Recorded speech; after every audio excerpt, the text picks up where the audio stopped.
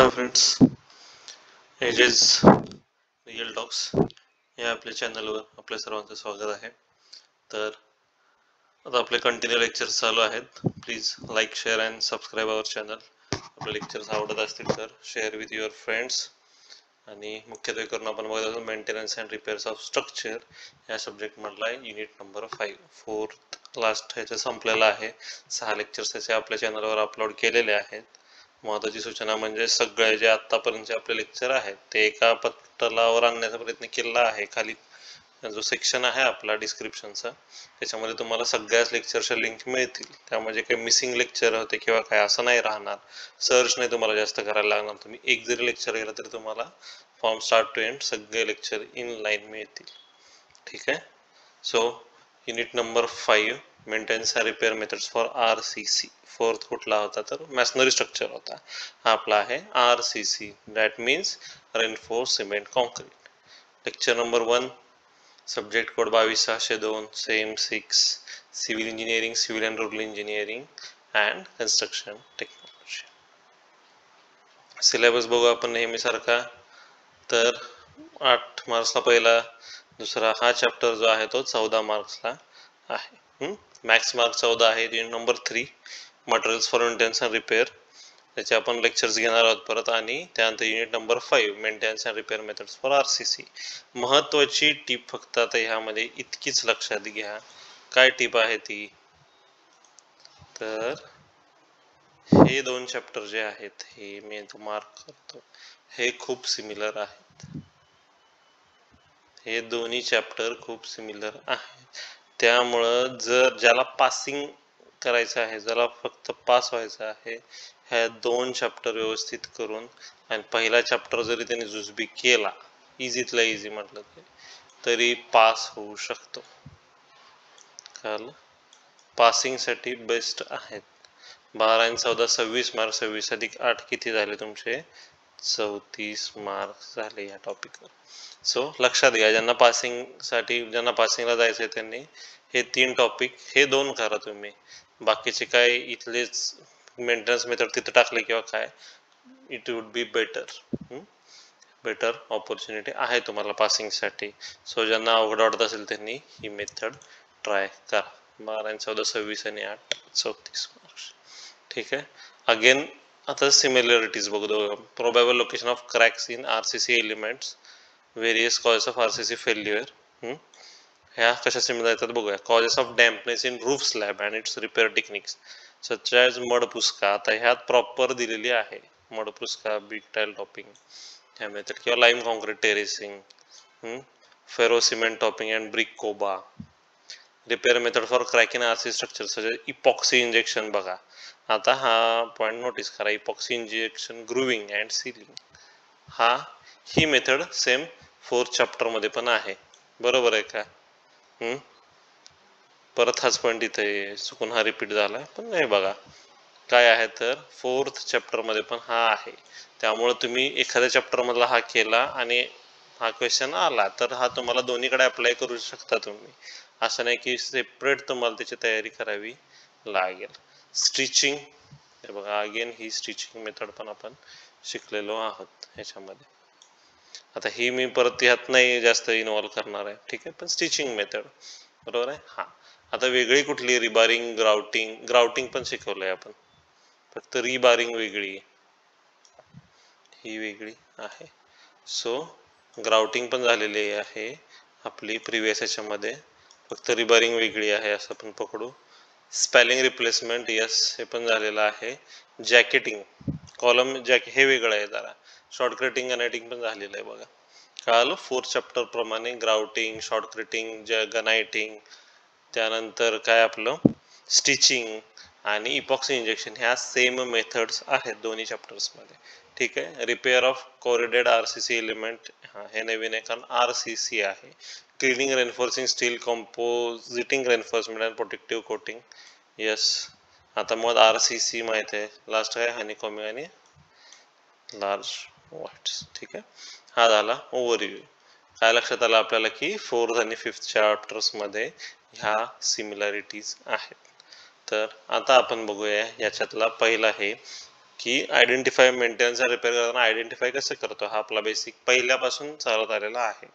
ठीक आहे, तर बघूया आपण. हाही क्वेश्चन असतो, probable location of cracks in RCC elements, की आरसीसी एलिमेंट मध्ये क्रॅक जनरली कुठं तयार होतात. कळलं, क्रॅक्स जनरली कुठं तयार होतात. इथं काय आहे, point number 1, tensile crack for beam. Tensile crack for beam कंस करूया. आता टेन्साईल क्रॅक म्हणजे काय, the crack that appears on the tensile zone. आता बघा बरं का, उत्तर आलं, तुम्हाला विचारलं टेन्साईल क्रॅक म्हणजे काय. टेन्साईल झोन मध्ये जी क्रॅक येते आरसीसी मेंबर्स, त्याला टेन्साईल क्रॅक असं म्हटलं जातं. आता बघा, ह्याचे RCC members are live till the failure of the member.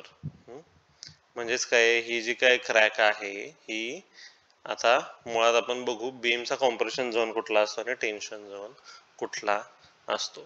तर कधीही लक्षात घ्या, इथे ही जी बीमची डायग्राम आहे आपली, तर बीमवर असा वरून लोड असतो, बरोबर आहे, असा वरून लोड असतो, स्लॅबचा लोड वरून असतो त्याला. तर त्यावेळी जेव्हा हा लोड वरून येतो तेव्हा अशा पद्धतीची मुवमेंट बघायला मिळते. हा खाली कर्व आहे का, हा मुद्दाम इतका मोठा दाखवलाय, अशा पद्धतीची आपल्याला जी काय लाईन आहे ती बघायला मिळते. लक्षात घ्या. म्हणजेच काय होतं की जे वरून प्रेशर येतं ते बॉटमला जनरेट होतं. हा होतं तुमचा टेन्शन झोन, म्हणून तुमची इथं एन्फोर्समेंट असते. आणि सेकंड इज कॉम्प्रेशन झोन. आता कॉम्प्रेशन झोन कुठं असतो, तर हा कॉम्प्रेशन झोन असतो, जिथं कॉर्नर जॉईन असतात कॉलमला, तो आपला कॉम्प्रेशन झोन असतो. तर आता महत्वाचं काय, टेन्साईल क्रॅक ही जी टेन्शन झोन मध्ये येते ती टेन्साईल क्रॅक असते. हे लाईव्ह आहे, लाईव्ह टाईपची क्रॅक येत जाते हे, आणि कधीपर्यंत, तर मेंबर फेल होऊपर्यंत. Cause of failure is due to excessive bending movement. Repairing search can be increasing the movement of resistance by RCC. ठीक आहे, आता फक्त कारण बघतोय आपण. Causes of failure is due to excessive bending movement. आता bending movement म्हणजे काय, तर बरोबर आहे की वरून तुमचा लोड एक्सेस झाला की काय होतं, तुमचं हे ह्याच्यावरती लोड येतो, त्यामुळे काय होतं की हे जे खालच्या इथं जे हे असतात रेन्फोर्समेंट, त्याच्यावरती प्रेशर येऊन इथं टेन्शन झोन तयार होतो. इथं हे दाखवलेले आहे, आपण एका आकृती म्हणजे फोटो आहे हा. इथं लक्षात दिलं आपल्याला की जिथं, आता बघा ही वॉल आहे, ही आपली वॉल आहे आणि हा बीम आहे. तर जसं जसं हे बेंडिंग येत जाईल तसंच काय, हा बघा ही क्रॅक खाली काय होत गेलं, ते सुट्ट होत चालेल का, कारण की ह्या वॉलवर त्याचा लोड येत चाललेला आहे. ठीक आहे, प्रॅक्टिकलच्या बेसने सुद्धा हे लक्षात घ्या. मेन तुमचा आरसीसी हा पण ह्याच्यामध्ये बेस तयार होतो. Next shear crack for beams. The crack which occurs at 45 degree to the axis of RCC member in compression zone of RCC beam. आता बघा, टेन्शन झोन झाल्यावर कॉम्प्रेशन झोन कोणता असतो, तर हे जे काय जिथे जॉईंट आहेत, दिस इज कॉल्ड कॉम्प्रेशन झोन. आणि टेन्शन झोन कुठला, तर जो बॉटम आहे हा काय आहे, टेन्शन झोन आहे. ठीक आहे, आता कॉम्प्रेशन झोन मध्ये कसं असतं, तर जे स्टिरप्स वापरलेले असतात आपण, असे स्टिरप्स असतात बघा. तर हे स्टिरप्स काय असावे लागतात, जिथं कॉर्नर आहे, जिथपर्यंत तुमचं जॉईंट आहे तिथं तुमच्या रिंग्स जवळ जवळ लागतात, आणि जेव्हा मध्ये येतो तेव्हा आपण अशा लांब लांब रिंग्स आपल्याला चालतात. कळालं. पण जेव्हा इथं रिंग्स कमी असतात तेव्हा काय होतं की इथं कॉम्प्रेशन झोन एक्स्ट्रीम तयार होतं, आणि त्यामुळे काय होतं, ह्या 45 डिग्री इतक्या मापाच्या क्रॅक्स तयार होतात. कळलं का, या 45 डिग्री मध्ये क्रॅक्स तयार होतात कॉम्प्रेशन झोन. तुम्ही म्हणाल 45 डिग्रीज का हो, हे बघा इथे हे दिसतीये, हा एक फोटो आहे. इथं तुम्हाला लक्षात येईल की अगदी 45 डिग्रीत ती रेष जाती. का जाते, तर स्टिरप्स कमी असल्यामुळे. आता इथं काय लिहिले, it can be such damage can be done by providing stitch dowels in perpendicular plane to plane of their cracks with proper bonding with old members. ठीक आहे, कसं ते बघू आपण. फक्त इतकं लक्षात घ्या की कॉम्प्रेशन म्हणजे शियर क्रॅक म्हणजे काय, की कॉम्प्रेशन झोन मध्ये 45 डिग्रीच्या लाईन्स दिसतात कॉम्प्रेशन झोन मध्ये. तिथं काय असतं, तर ही जी काही क्रॅक असते ती शियर क्रॅक असते. ठीक आहे. चलो next one, problem location of cracks in RCC एलिमेंट्सच बघतोय आपण. बीम झाले. Next one is slab. आता काय आहे तर स्लॅब मध्ये कुठे क्रॅक सापडतात? Near the support and at the top of slab and parallel to the supporting beam or wall. The cracks are developed due to non provision steel for negative movement. Again negative and positive movement. आता negative movement म्हणजे काय आणि positive movement म्हणजे काय? चला आपला आरसीसीची एक revision होऊन जाईल इथं. व्हॉट इज निगेटिव्ह आणि व्हॉट इज पॉझिटिव्ह. तर हा इथं एक बीम काढू आपण. स्ट्रेट येत नाहीये जरा, प्रोफाईल आहे, हा बीम आहे. आता ह्या बीमवर जेव्हा वरून लोड येईल, ह्याच्यावर जेव्हा वरून लोड येईल त्यावेळी तो असाच बेंड होणं अपेक्षित आहे. बरोबर आहे का? तो असा बेंड होणं अपेक्षित आहे. This is called positive bending. This is called positive bending. कारण जसं वरून प्रेशर येईल तेव्हा अशाच पद्धतीने तो ऍक्ट झाला पाहिजे beam. This is called positive. आता निगेटिव्ह म्हणजे काय होतं आता तुम्हाला लक्षात आलं असेल, शिकलाय तुम्ही सगळे. पण निगेटिव्ह म्हणजे काय इन शॉर्ट, की हा जर बीम आहे आणि जेव्हा ह्याच्यावर लोड येतोय तेव्हा हा खाली न जाता ह्याचा लोड वरती जातोय, म्हणजे हा अशा पद्धतीने बीम ऍक्ट करतो. दिस इज कॉल्ड निगेटिव्ह मुवमेंट. तर जेव्हा अशी निगेटिव्ह मुवमेंट ऍक्ट होते तेव्हा काय होतं, हा जो वरती स्लॅब आहे तो स्लॅबच काय होणार तर क्रॅक होणार. बरोबर आहे, कारण की ते स्लॅबला पुशअप मिळतोय खालून. स्लॅबला असा नकळत पुशअप मिळत आहे. This is called negative bending. Next काय आहे की कॉर्नरला होतात किंवा कॉर्नरमध्ये होतात. का तर कॉर्नरला आपण बघतो नेहमी जिथं कॉर्नर्स असतात तिथं मटेरियल डिफरन्स पडतो. आरसीसी येतं, डॅडो येते, छज्जा येतो, सॉरी म्हणजे इथं काय होतं जॉईंट्सला आलं तुम्ही की तिथं मटेरियल व्हेरी होतं, आरसीसी राहत नाही. काय वॉल असती, मग त्यामध्ये ब्रिक आली, प्लास्टर आलं, हे एलिमेंट्स असतात. कोबा असतो, त्याच्यावरून पाणी वाहून जाणं, हे त्यामुळे तशा पद्धतीच्या त्या हे तयार होत राहतात. At the midspan at the bottom of the slab the cracks are developed due to under design of reinforcement not sufficient. आता अंडर रेन्फोर्स आणि ओव्हर रेन्फोर्स पण तुम्हाला माहित असेल. What is under reinforce? Under कमी. अंडर म्हणजे काय तर कमी रेन्फोर्समेंट, म्हणजेच काय दिलेल्या डिझाईनपेक्षा कमी सळी वापरण्याला अंडर रेन्फोर्समेंट होतं. आणि ओव्हर म्हणजे काय की जास्त. ओव्हर म्हणजे जास्त. जेव्हा जास्त स्टील प्रोव्हाइड केलं त्याला ओव्हर एन्फोर्स सेक्शन म्हणतात, आणि अंडर एन्फोर्स सेक्शन म्हणजे जिथं स्टील कमी यूज केलं जातं. त्यामुळे कमी जेव्हा स्टील यूज केलं जातं तेव्हा पण त्याची शक्यता असते. मग आता हे काय तर रिपेअर कसं केलं तर ऍडिशनल स्टील टाकून, कसं ते आपण बघू. Straight cracks in slabs are regular intervals are developed due to dry shrinkage and combination with thermal condition. आता हीट ऑफ हायड्रेशन हा वर्ड सगळ्यांनी कॉन्क्रीट टेक्नॉलॉजीमध्ये ऐकला. हा जो सब्जेक्ट आहे तो सगळ्याचा साज आहे. Heat of hydration. What is heat of hydration? तर ह्याच्यामध्ये चुना असतो, बरोबर आहे का, लाईम असतं, लाईम. आणि लाईम मधून काय होतं तर कॅल्शियम कार्बोनेट असतो. जेव्हा आपण पाण्यासोबत मिक्स करतो तो तेव्हा काय होतं की त्याची रिॲक्शन होते आणि तापतो. बघा चुना काय होतो, तापतो ऑल ऑफ सडन. आणि जेव्हा तो तापतो तेव्हा त्याच्यातून काय होतं की त्याच्यातून उष्णता बाहेर पडत असते. तो कूल व्हायला लागला तेव्हा काय होतं की त्याच्यातून उष्णता जी आहे ती बाहेर पडत असते. त्यामुळे ह्या अशा पद्धतीच्या ड्राय किंवा श्रिंकेज क्रॅक्स ज्या आहेत त्या तयार होतात. लक्षात आलं? तर हे असे फेनॉमेनन आहेत. आता ह्यामध्ये बघा, आता आपला कुठला कुठला झाला तर आपला आरसीसीचा सब्जेक्ट आला, त्यानंतर कॉन्क्रीट टेक्नॉलॉजी सीटी आला. का आलं? हा काय आहे बऱ्याच ह्याचा सारांश आहे. त्यामुळे तुम्ही जेव्हा ह्याचा स्टडी कराल तेव्हा बऱ्याच तुमच्या सब्जेक्टचा स्टडी होतो या सगळ्यामध्ये. कळालं? आता ही जी स्लाइड आहे तुम्ही ह्याचा स्क्रीनशॉट सुद्धा घेऊ शकता. का तर आता इथे दिलं different type of cracks in RCC beam. तर कशा कशा पद्धतीने येतात ते क्रॅक्स ह्याचं काय दिलं आहे इथं बघा. इन ब्रीफ एकाच इमेज मध्ये सगळं काही आहे. फ्लेक्झरल क्रॅक, फ्लेक्झरल क्रॅक आहे पहिली. टॉर्शन क्रॅक, आता काही इतकं डीप नाही आहे आपल्याला. श्रिंकेज क्रॅक, हा ठीक आहे. शियर क्रॅक आणि बॉन्ड क्रॅक. आता फ्लेक्झरल क्रॅक मध्ये काय होतं तर ह्याच्यामध्ये काय होतं की हे महत्वाचं आहे. हा शिअर क्रॅक शिकलो आपण, बरोबर आहे का? टॉर्शन क्रॅक म्हणजे काय? टेन्शनची आहे ही,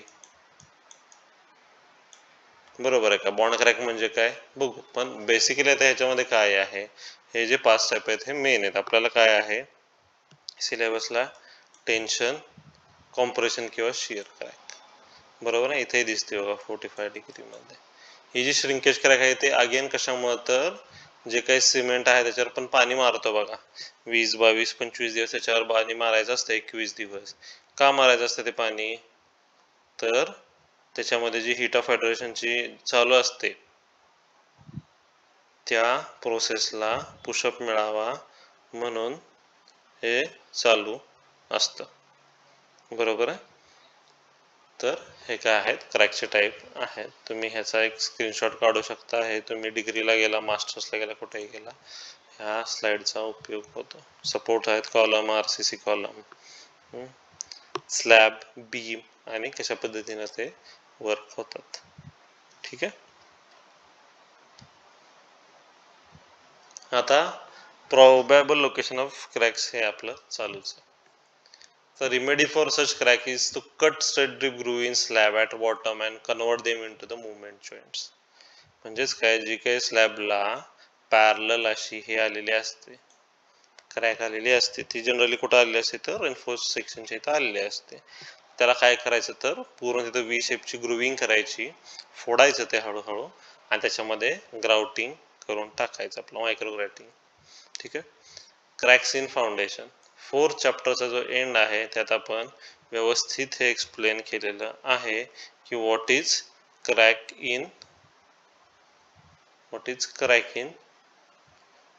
फुटिंग. तर कशामुळे येतात, तर जेव्हा सेटलमेंट होते त्याची किंवा settlement due to shrinking, because of कशामुळे, एकतर ओव्हरलोडिंग असू शकते किंवा सॉइलची बिअरिंग कपॅसिटी डिझाईन कपॅसिटीला मॅच करत नसते किंवा तिथले नॅचरल सर्कमस्टन्सेस जे आहेत ते वेगळे असू शकतात. द फुटिंग मे बी रिडिझाईन्ड, म्हणजेच काय, हे जर काढायचं असेल तर the depth of foundation should be increased. पण व्यवस्थित ॲनिमेशन दाखवून हे केलेलं आहे की काय केलं जातं, तिथे हार्ड साठा तिथेपर्यंत ते टेकवलं जातं किंवा पायलिंग किंवा स्टोन पाईल ह्या अशा पद्धतीच्या मेथड्स पण काय केल्या जातात, तर वापरल्या जाऊ शकतात. Bearing capacity of the soil may be improved. कशी करायची बघितलं होतं का आपण? काय करतो आपण, तर सँड बाथ देतो किंवा गनी बॅग्स मध्ये बॅग्स भरून त्याला जो काय आहे तो आपण आधार देतो, बरोबर आहे. हे काय आहेत, तर ह्या मेथड्स आपण लास्ट लेक्चरमध्ये सुद्धा बघितलेल्या आहेत. त्यामुळे मी ह्याला काही जास्त आता हे करणार नाही. जस्ट सिम्पली काय आहे की अनसेटलमेंट ऑफ फाउंडेशन किंवा अनप्रॉपर डिझाईन होतं, त्याचं प्रॉपर डेप्थ नसते किंवा सॉइलची बेअरिंग कॅपॅसिटी वेगळी असते, नेचर वेगळं असतं, याच्यामुळं फाउंडेशनला क्रॅक्स येतात. देन हे नवीन नाही आहे, पण आपण ह्याचं एक छान एक्झाम्पल देतो, तर straight cracks in columns and beams and slabs are found because of rusting of reinforcement is are accompanied by spalling of cover. तर काय होतं हे बघा, अगदी पॅरलल ह्या तुम्हाला लाईन दिसत आहेत का, अगदी पॅरलल आहे. ह्या कुठं असतात, तर ह्याचं काय आहे, तर रस्टिंग म्हणजे गंज चढतो. कशाला गंज चढतो, तर रेन्फोर्समेंटला कशामुळे गंज चढतो, तर जेव्हा ते एम्बेड केलेली असते सिमेंटमध्ये तेव्हा त्याच्यामध्ये वाळू कुठली यूज करतात, सिलिकाने पण खराब होतं. जेव्हा सिलिका यूज करतो ना आपण, तेव्हा हे रेन्फोर्समेंट लवकर रस्ट होते. किंवा कशा पद्धतीचं पाणी आहे, बोरचं पाणी आहे, गोड पाणी बघा, बोरच्या पाण्यामध्ये काय असतात, तर कॅल्साइट्स असतात, बरोबर आहे का. बोरचं पाणी रिच्ड विथ कॅल्शियम और मिनरल्स त्याच्यामध्ये असतात. त्यामुळे पण काय होतं की जी रेन्फोर्समेंट असते ती आतून गंजण्याचा संभव खूप जास्त असतो. ठीक आहे. अशा ह्याच्यामुळे पण त्यावेळी काय होतं की जसं बघितलेलं आहे आपण हे आधीही, जसं जसं हे रस्ट व्हायला लागतं तसं तसं त्याचं व्हॉल्यूम वाढतं. म्हणजेच काय होतं, जी सळी अशी असते गोल, ती काय व्हायला लागते, तिचे तुकडे तुकडे पडून तिचं व्हॉल्यूम वाढत जातं. जसं तिचं व्हॉल्यूम वाढतं तसं ती काय करते, तर कॉन्क्रीटला ढकलून देते मागं. आणि त्यामुळं ज्या पोर्शन मध्ये तुमची रेन्फोर्समेंट आहे त्याच पोर्शन मध्ये तुम्हाला अशा एकदम सिमेट्रिक व्हर्टिकल लाईन दिसतात. बरोबर, इथं पण बघा तुम्हाला क्लिअर कव्हर जे सीसी सोडतं आपण तिथून आता अगदी रेन्फोर्समेंट आहे त्या ह्याला तुम्ही बघू शकता. जर तुम्ही रिबार लोकेटरचा एक्सपेरिमेंट इथं केला तर तुम्हाला जिथं ही क्रॅक आहे तिथंच मॅक्झिमम करंट सुद्धा मिळणार. ठीक आहे, मॅक्झिमम रिझल्ट तुम्हाला इथंच मिळतात, हे लक्षात घ्या. आता various RCC causes of RCC failure. आता हे आपण काय बघितलं ह्याच्या आधी की कॉम्पोनंट वाईज आपण सगळं बघितलं की कशा पद्धतीने आपण हे सगळं करू शकतो. बरोबर आहे, किंवा कुठल्या म्हणजे आता बीम मध्ये कसे प्रॉब्लेम येतात, स्लॅब मध्ये कसे प्रॉब्लेम येतात, म्हणजे चारच कॉम्पोनंट असतात. कुठले कुठले असतात आपले, तर ॲज पर फाउंडेशन, त्यानंतर कॉलम, बीम, स्लॅब, FCBX. बरोबर आहे का? तर आता तुम्ही बघू शकता हे काय आहेत, आपले आरसीसी एलिमेंट आहेत. आणि आता आरसीसी माहित नसेल तर परत एकदा सांगतो. What is R? Stands for reinforced cement concrete. म्हणजेच काय, ह्याच्यामध्ये रेन्फोर्समेंट म्हणजे स्टील आहे. रेन्फोर्समेंट एक प्रकारचा त्याला काय आहे तर आधार आहे, त्यामध्ये सिमेंट आहे, आणि कॉन्क्रीट म्हणजेच काय तर खडी, वाळू, ॲग्रिगेट मिक्सचर आहे त्याच्यात. ठीक आहे, तर आता हे सगळे कशामुळे होतात जे आपण बघितलंय, तर bad structural design are responsible. बरोबर आहे, पुअर किंवा बॅड स्ट्रक्चरल डिझाईन असेल तर ऑब्विसली रेन्फोर्समेंट तेवढी नसते, त्यामुळे फेल होतात structure. Lacking of adequate cover, development lengths and detailing of reinforcement, किंवा the steel bars are sometimes wrongly placed. आता हे तुम्हाला आरसीसीला झालेलं आहे, पण आता तुम्हाला माहिती सांगितलं काय असतं क्लिअर कव्हर, तर त्या कव्हर पासून तितक्या आतमध्ये तुम्हाला स्टील ठेवावं लागतं, अदरवाईज त्याला वाऱ्याच्या संपर्कात येऊन ते खराब होतं. त्यानंतर काय, ओव्हरलॅपिंग. ओव्हरलॅपिंग म्हणजे काय की हा वरची खालची सळी, ही वरची सळी समजा, खालची सळी, हे एकमेकावर व्यवस्थित बांधले गेलेत का? जेव्हा हे बांधले गेलेत तेव्हा ह्याचा लोड ह्याच्यावर व्यवस्थित ट्रान्सफर होतोय का, का हे दुसरीकडे, तर बकलिंग होतं बघा असं. जर असं आणि असं झालं तर काय होतं, हे बकलिंग सेक्शन तयार होतो, बकलिंग सेक्शन, बुल्जिंग सेक्शन तयार होतात त्याच्यामध्ये. For concreting the specific water cement ratio, water cement ratio again काय, concrete technology, aggregate grading and workability. बरोबर आहे, concrete technology, compaction, finishing of concrete surfaces are not maintained or are not properly monitored. म्हणजेच काय की cement मध्ये जास्त पाणी झालं काय, वर्कॅबिलिटी बघतो आपण आधी, स्लम कोण टेस्ट असते त्याच्यासाठी छानशी. बरोबर आहे का, स्लम्प चेक केला जातो, वर्कॅबिलिटी चेक केली जाते त्याची, आणि हे प्रॉपर नसेल तरी काय होतं की ते खराब होतं, कारण की सेट लवकर होत नाही पाणी जास्त झाले की. Bearing capacity of soil is considered without soil investigation. बरोबर आहे का, हे काय फाउंडेशनसाठी specially, if the soil is not properly consolidated or it's not informed, its results in different settlement. म्हणजेच काय होतं की सॉइल मध्ये ते फाउंडेशन धसत जातं. Not much attention is paid to obtain durable concrete. There is ingress of various agents from environmental causing corrosion to concrete and steel. Cause of dampness in roof slab and कळलं का. आता काय आहे ह्याच्यामध्ये तर not much attention is paid to obtain durable concrete. म्हणजेच काय होतं की कधी कधी फ्लायर्सचं प्रमाण वगैरे जास्त असतं कॉन्क्रीटमध्ये, आणि ह्या अशा अल्कलाईन मटेरियल्समुळे सुद्धा काय होतात तर गोष्टी खराब होऊ शकतात. ही कॉन्क्रीटची क्वालिटी असते, आपण बऱ्याचदा बघतो मॉइश्चर टेस्ट आहे साईटवरची, त्याची हात घालून बघायचं कॉन्क्रीट ग्रीनिश आहे का ब्लॅक आहे, कशा पद्धतीने का त्याचे खडे झालेत, सॉफ्ट लागतंय का ते हाताला, हे जे आपण टेस्ट घेतो या सगळ्यामध्ये पण सिमेंट उतरलं पाहिजे. आता ह्याच्यावर उपाय काय आहेत ते आपण आपल्या नेक्स्ट लेक्चरमध्ये बघणार आहोत. चला पुन्हा एकदा फक्त आपण रिव्हिजन करून घेऊ काय आहेत ते रिव्हिजनचे पॉइंट्स. तर probable location of cracks in RCC elements, पहिलाच काय आहे तर tension crack. What is tension crack, तर जेव्हा एक्सेस टेन्शन तयार होते किंवा टेन्शन झोन मध्ये काय होतं, लाईव्ह क्रॅक यायला चालू होते, आणि लाईव्ह क्रॅक यायला चालू होते टेन्शन झोन मध्ये, त्याला काय म्हणतात तर टेन्शन क्रॅक असं म्हणलं जातं. कुठं असतं टेन्शन झोन, तर हा bottom is tension zone. Next one is compression और शिअर क्रॅक. तसं सांगितलं तुम्हाला कुठे लोकेशन आहे बघा.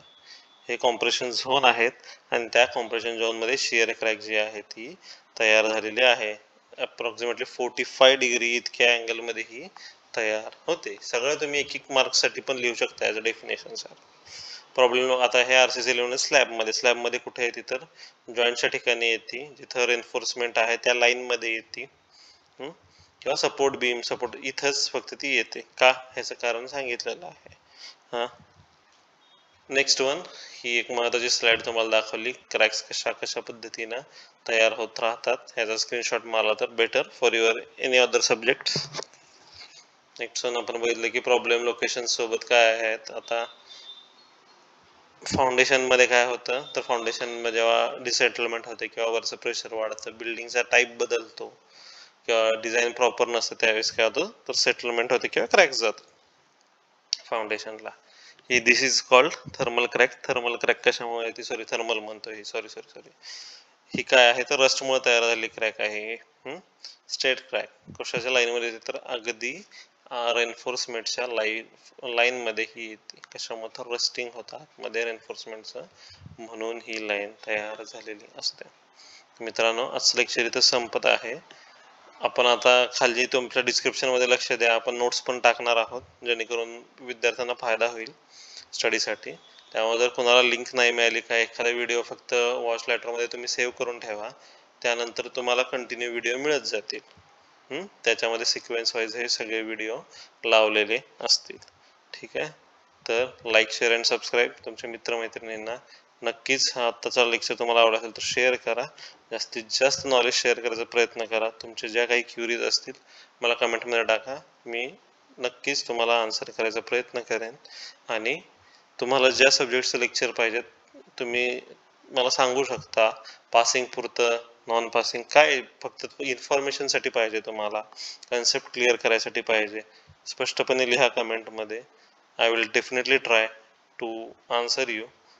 ठीक आहे, तर मित्रांनो, थँक्यू.